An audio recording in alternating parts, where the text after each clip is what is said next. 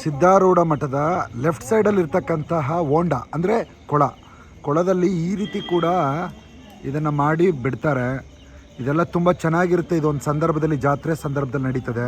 ಮತ್ತು ಇದ್ರ ಎದುರುಗಡೆ ತೋರಿಸ್ತೀನಿ ನೋಡಿ, ಇಲ್ಲಿ ಟೂರಿಸಮ್ ಮಾಡ್ಲಿಕ್ಕೆ ಬಂದಾಗ ಸಿದ್ಧಾರೂಢರ ಯಾತ್ರಿ ನಿವಾಸ ಕೂಡ ಇದೆ, ಉಳ್ಕೊಳ್ಳಿಕ್ಕೆಲ್ಲ ವ್ಯವಸ್ಥೆಗಳಿದೆ, ಪಾರ್ಕಿಂಗ್ ಇದೆ, ಎಲ್ಲ ಸೌಲಭ್ಯ ಇದೆ.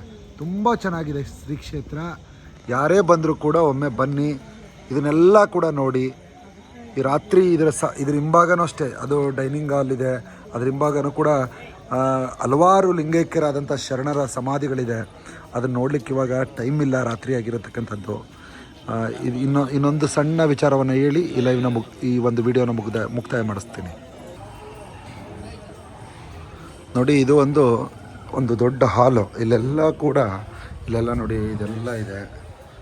ಉತ್ಸವಗಳ ಮೂರ್ತಿ, ಉತ್ಸವಗಳ ಮಂಟಪ, ಇದೆಲ್ಲ ವಸ್ತುಗಳು ಇವೆಲ್ಲವೂ ಕೂಡ ನೋಡಿ. ಇದು ಒಳಗಡೆ ಇರತಕ್ಕಂತಹ ಪ್ರವಚನದ ಸಮಯ ಎಲ್ಲ ಇದೆ ವಿಚಾರ.